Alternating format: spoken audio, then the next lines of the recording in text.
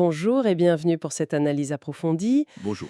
Aujourd'hui, on se penche sur une phrase qui peut sembler familière, mais dont la profondeur est assez fascinante, je trouve. Ah oui, laquelle? C'est dans l'Évangile de Jean, chapitre 16, verset 28. Je suis sorti du Père et je suis venu dans le monde. Maintenant, je quitte le monde et je vais au Père. D'accord. Simple en apparence. Voilà, simple en apparence. Mais qu'est-ce que ça signifie vraiment, théologiquement parlant? C'est toute la question. Notre source aujourd'hui, c'est une analyse détaillée qui justement décortique cette affirmation et puis tous les passages bibliques qui s'y rattachent. Exactement. L'objectif, c'est d'aller au-delà d'une lecture, on va dire, superficielle de sortir et aller vers. Oui, L'analyse qu'on examine propose une interprétation assez spécifique, assez pointue. c'est-à-dire. Mais elle suggère que ce voyage du Fils, ça implique des concepts bien précis. Une distinction entre différents types de ciel, Hmm, la signification profonde du nom du Père, et puis cette idée d'un trône réel. un trône réel. Oui, comme destination intermédiaire en quelque sorte. Ce n'est pas juste une question de déplacement géographique, loin de là. Intriguant. Alors, plongeons ensemble dans cette interprétation. Voyons comment elle éclaire ce parcours théologique du Fils, Allons-y. de sa sortie du Père à son retour vers lui. Commençons par le début de la phrase. Je suis sorti du Père. Oui, La source dit que ce n'est pas simplement quitter un lieu physique, comme le paradis ou le ciel des anges, ça va plus loin que ça. c'est tout à fait ça. L'interprétation proposée ici, c'est que sortir du Père, ça signifie quitter l'état d'éternité et d'infinité. Ah oui? Un état que la source désigne d'ailleurs par un terme coréen, Yongwon-moan. Yongwan-moan. Oui, ça évoque justement cette dimension hors du temps et de l'espace. Ce serait donc quitter ce qu'elle appelle aussi le ciel du Saint-Esprit, D'accord. pour entrer dans la dimension de l'espace-temps. Et- Et ce, par l'intermédiaire de l'Esprit Saint. Donc, ce n'est pas une simple descente depuis un ciel physique ou même le royaume des anges. Non, exactement. Le royaume angélique, bien que céleste, fait partie de l'ordre créé, selon cette lecture.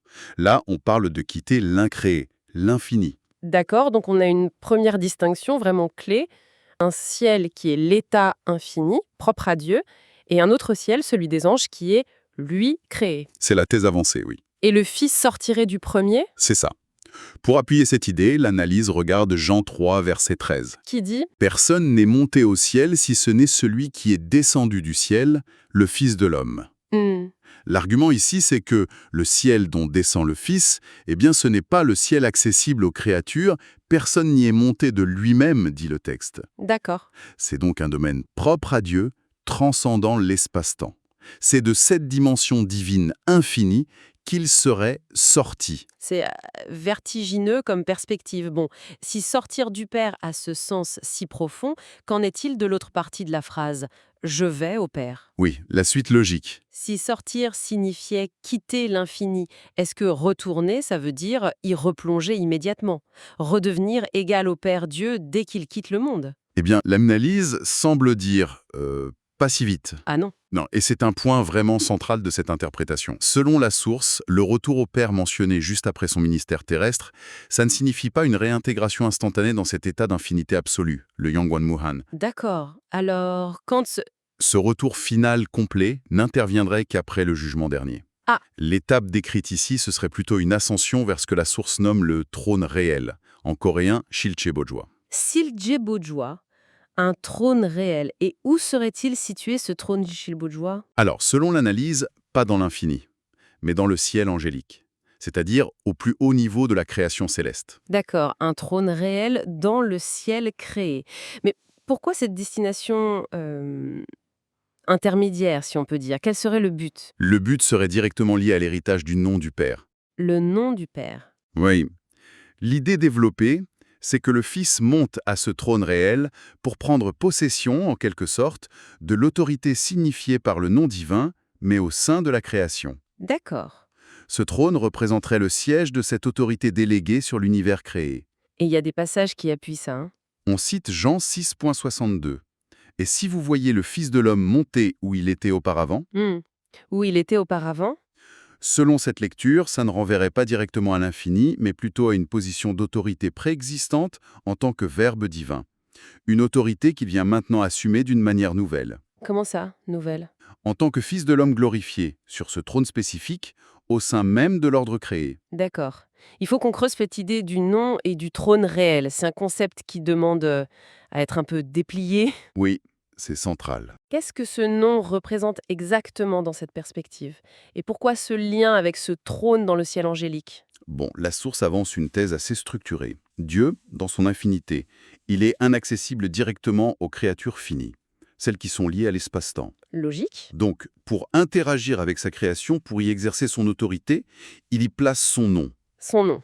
Et ce nom, ce n'est pas juste une étiquette, hein, c'est sa représentation. C'est le véhicule de son autorité et de sa présence au sein du créé. Je vois. Le Fils, lui, en s'incarnant, il est entré dans cet ordre créé. Il est devenu lui-même, bon, du point de vue de la créature limitée, une figure opérant dans le temps et l'espace. Oui. Et en montant au trône réel, eh bien, il vient pour hériter officiellement de ce nom. Hériter du nom. Donc ça signifierait recevoir et puis exercer l'autorité souveraine du Père sur toute la création. Surtout l'espace-temps. C'est précisément l'idée. Depuis ce poste de commandement céleste, en quelque sorte. Exactement. Hériter du nom, c'est hériter de l'autorité que ce nom représente.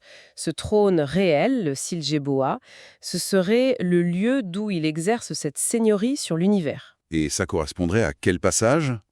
Par exemple, Jean 13.3, où on lit que Jésus savait que le Père avait tout remis entre ses mains. C'est interprété comme une indication de cette autorité confiée. D'accord. Ou encore, dans la prière sacerdotale, Jean 17.11, Père Saint, garde-les en ton nom, le nom que tu m'as donné. Ah oui. Ici, le nom donné au Fils est vu comme le fondement même de son autorité pour protéger, pour sanctifier les siens. Donc, si je suis bien, aller au Père dans le contexte de Jean 16.28, ça signifierait, dans un premier temps en tout cas, monter à ce trône pour prendre possession et exercer l'autorité du nom paternel sur la création. C'est ça. Une sorte d'intronisation cosmique en fait. C'est une bonne image, oui. C'est une confirmation, une manifestation de sa seigneurie. Une seigneurie acquise par son œuvre rédemptrice. Oui. Et exercée maintenant depuis ce point focal dans le ciel créé. D'ailleurs, l'analyse relie ce trône réel à l'expression biblique fréquente « être assis à la droite de Dieu ». Et justement, j'allais y venir, à la droite de Dieu. Comment la source interprète cette localisation? Parce qu'on imagine difficilement une position spatiale à côté d'un Dieu infini. Absolument. L'analyse insiste là-dessus. Il ne faut surtout pas comprendre ça de manière littérale, spatiale. Le Père étant infini, étant esprit, n'a ni droite ni gauche physique. Bien sûr. L'expression « la droite », c'est une métaphore. Bien connue dans les cultures anciennes et dans la Bible, ça désigne la place d'honneur, de pouvoir suprême. L'autorité déléguée. Voilà, l'autorité déléguée, la faveur. Être à la droite du Père, ça signifierait donc occuper cette position d'autorité héritée, d'intimité privilégiée, exercer le pouvoir au nom du Père. Et le trône réel serait la concrétisation de cette position de droite, mais au sein de la sphère créée? C'est ça, le lieu symbolique et effectif de cette autorité dans la création. Ce qui éclairerait alors la lecture de certains textes. Je pense à Jean 20.17, quand Jésus ressuscité dit à Marie-Madeleine « Je monte vers mon Père et votre Père ». Oui, vers mon Dieu et votre Dieu. Ou encore ce passage un peu énigmatique d'Éphésiens 4, les versets 8 à 10, qui parle du Christ montant au-dessus de tous les cieux, afin de remplir toute chose. Tout à fait. Selon cette interprétation, ce ne serait donc pas une dissolution dans l'infini, mais bien une ascension vers ce poste d'autorité suprême sur la création. C'est exactement la lecture proposée. L'ascension est vue comme l'acte par lequel le Fils glorifié prend sa place sur ce trône réel. Il confirme son héritage du nom et il inaugure son règne céleste sur tout l'univers créé. Il remplit toute chose par son autorité, par sa présence spirituelle qui émane de ce trône. Logique. Et ça nous amène tout naturellement à la question du Saint-Esprit. Évidemment. Si le Fils monte sur ce trône pour régner, quelle est la place de l'Esprit dans tout ça? Parce que plusieurs versets, notamment dans Jean 14 et 15, insistent bien sur le fait que l'Esprit sera envoyé après le départ du Fils. Oui, c'est un point crucial. Je pense à Jean 14 sur le Consolateur, Jean 14, 26 sur l'Esprit envoyé par le Père au nom du Fils, Jean 15, 26 sur l'Esprit de vérité. C'est un élément absolument central de l'analyse. Le retour du Fils, c'est-à-dire son ascension au trône réel pour y exercer l'autorité du nom hérité, est présenté comme la condition préalable. La condition pour quoi? pour l'envoi du Saint-Esprit aux croyants. C'est parce que le Fils est glorifié et intronisé qu'il peut envoyer avec le Père l'Esprit Saint, le Paraclète, le Consolateur, l'Esprit de vérité. D'accord. Et cet Esprit est envoyé au nom du Fils, ce nom qui, comme on l'a vu, porte l'autorité du Père. Nouvelle forme de présence. Tout à fait. C'est exactement ça. Selon cette interprétation, attention, ni le Père dans son infinité, ni le Fils glorifié sur son trône céleste ne résident, disons, physiquement ou directement à l'intérieur des croyants. Ah, ouais. Pourtant. Leur présence est médiatisée. Mais alors comment on comprend un verset comme Jean 14, 23 ? Si quelqu'un m'aime, il gardera ma parole, et mon Père l'aimera, nous viendrons à lui, et nous ferons notre demeure chez lui.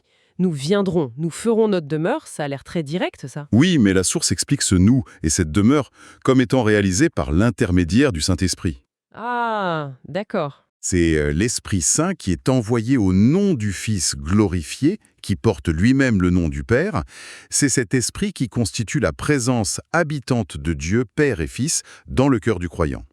Donc, recevoir l'Esprit, c'est accueillir cette présence divine partagée. C'est ça. La demeure du Père et du Fils dans le croyant est une demeure spirituelle rendue possible par l'Esprit. Ah, je vois mieux. Donc le départ physique, visible du Fils, était en quelque sorte nécessaire pour que cette nouvelle économie de la présence divine puisse commencer. Une présence plus intime, intérieure, universelle par l'Esprit. Exactement. Ce serait le sens de cette autre parole en Jean 14, 28. « Vous avez entendu que je vous ai dit, je m'en vais et je reviens vers vous. » Oui. Le retour promis, ce ne serait pas un retour physique immédiat, mais un retour par l'Esprit Saint. C'est précisément l'interprétation qui est développée dans l'analyse. Le départ visible du Fils, son ascension vers le trône réel, ça ouvre la porte à l'effusion de l'Esprit, Et c'est l'Esprit qui actualise la présence du Père et du Fils au sein de la communauté des croyants et en chaque individu. Le Fils reste l'unique chemin vers le Père, bien sûr, comme il l'affirme en Jean 14,6. Nul ne vient au Père que par moi. Voilà. Mais ce chemin est désormais rendu accessible, praticable intérieurement pour les croyants grâce à l'action de l'Esprit qu'il envoie depuis son trône céleste. C'est une construction théologique très cohérente, très articulée. Bon, si on élargit un peu la perspective maintenant, quelles sont les implications plus vastes de cette compréhension du parcours du Fils ? Oui, les conséquences. Sortir de l'infini, venir dans le monde, monter au trône réel pour retourner ultimement au Père. La source fait le lien avec des événements clés comme la croix, le jugement. Oui, absolument. L'analyse tisse un lien très fort entre ce voyage du Fils et les grands actes de la rédemption. L'héritage du nom, l'accession au trône réel, ce n'est pas automatique. Non. Non, c'est la conséquence et la validation de son œuvre accomplie. En particulier, sa mort sur la croix et sa résurrection. D'accord. Selon cette lecture, la croix, ça a été le lieu où la justice du jugement de Dieu sur le péché et sur Satan aussi a été définitivement confirmée et manifestée. La croix comme validation de la justice divine. Expliquez un peu. Oui, en ce sens qu'elle démontre jusqu'où va le péché, jusqu'à vouloir tuer Dieu incarné quand même. Et en même temps, c'est l'acte par lequel Dieu porte ce péché et en triomphe. La résurrection, c'est la preuve de cette victoire, et c'est la justification du Fils. Et l'ascension alors ? Ensuite, l'ascension vers le trône réel. Ça confirme son droit légitime de régner en tant que roi et aussi d'intercéder en tant que souverain sacrificateur, depuis ce centre de commandement céleste. D'accord. C'est de là qu'il applique les bénéfices de son sacrifice, qu'il guide son peuple. C'est ce que suggèrent les prières en Jean 17, notamment le verset 11, « Garde-les en ton nom ». Oui. Ou la mention en Éphésiens 4 qu'il est monté pour remplir toute chose de son autorité et de sa grâce. Il y a une nuance intéressante que vous aviez mentionnée, apportée par la source. Le Fils était déjà l'héritier désigné avant même la croix ? Effectivement, l'analyse précise que le Fils, en tant que Verbe éternel, était de toute éternité destiné à hériter de toute chose. C'est sa nature si on veut. Mais à attendre l'accomplissement. Oui. Et cette œuvre incluait non seulement l'incarnation, l'enseignement, mais fondamentalement le passage par la croix, pour ôter le péché, justifier le jugement divin à venir et racheter l'humanité. Il fallait achever l'œuvre, comme il dit en Jean 17.4, avant de monter au trône. Donc l'achèvement de l'œuvre de création, si on prend un sens large, ça incluait la rédemption par la croix comme étape indispensable avant l'intronisation céleste. C'est ainsi que c'est présenté, oui. La croix n'est pas vue comme un accident de parcours, mais comme un élément central, nécessaire, du plan divin pour amener la création à sa perfection. En traitant le problème du péché, Exactement. Et en ouvrant la voie à une communion renouvelée avec Dieu par l'Esprit. Le règne juste du Fils depuis le trône réel est fondé sur cette victoire acquise à la croix. et après ce règne depuis le trône réel, quelle est la finalité ultime de tout ce processus? Vous aviez mentionné une référence à 1 Corinthiens 15, 28. En effet, l'analyse se projette vers la consommation finale, la fin des temps. Après la période du règne du Christ depuis ce trône réel et après le jugement dernier. Le grand trône blanc. C'est ça, décrit dans l'Apocalypse. La source utilise d'ailleurs le terme coréen bec bojois des chimpan, bec bojois des chimpan pour le désigner. Bec bourgeois des chimpannes, d'accord. Après ce jugement, un dernier acte de ce grand drame cosmique doit avoir lieu. C'est ce que décrit l'apôtre Paul en 1 Corinthiens 15, 28. Et que dit-il? Le Fils lui-même, ayant accompli sa mission, ayant vaincu tous les ennemis, la mort étant la dernière, remettra le royaume à Dieu le Père. Il se soumettra lui-même à celui qui lui a tout soumis. Le Fils qui se soumet au Père. Dans quel but? Le but ultime, nous dit Paul, c'est afin que Dieu soit tout en tous. Dieu tout en tous. La source interprète cette expression en coréen. On a Manuel Juroso, Manu Ane, Manu Juroso Manuane. Qu'est-ce que ça évoque? quelque chose comme le Seigneur de tout en tout. Ça désigne l'état final de parfaite harmonie, de communion parfaite. C'est-à-dire? La création, entièrement purifiée, réconciliée, amenée à sa perfection par l'œuvre médiatrice du Fils, elle existera alors pleinement et directement dans la communion du Père. Donc la médiation spécifique du Fils, depuis le trône réel, aura atteint son objectif. C'est ça. Et une nouvelle ère de relation directe avec Dieu, tout en tout, commencera. C'est une vision eschatologique vraiment puissante. Pour résumer un peu notre parcours à travers cette analyse, on est parti d'une phrase assez courte finalement. Je suis sorti du Père, je vais au Père. Oui, quelques mots. Et on arrive à un tableau théologique très élaboré, très détaillé. Il dessine un itinéraire précis pour le Fils. Tout un programme. Quitter l'infini divin, ce Yongon Muan, pour entrer dans le temps. Après, son œuvre montait non pas immédiatement à l'infini, mais à ce trône réel, Silje-Bosoi, dans le ciel créé. Pour y hériter du nom, l'autorité du Père sur la création. Exactement. De là, envoyer le Saint-Esprit pour habiter dans les croyants. Et finalement, après le jugement, le Bekbojoa des Simpan. Remettre le royaume au Père pour que Dieu soit tout en tout, Manui Géroseo Manuan. C'est une excellente synthèse. Ça met bien en lumière les concepts clés de cette interprétation particulière. Ah oui, la distinction des essieux, l'importance capitale du nom comme interface d'autorité dans le créé, le rôle central de ce trône réel comme siège du règne du Christ après l'ascension. Et la médiation cruciale de l'Esprit Saint pour la vie divine dans les croyants. Tout à fait.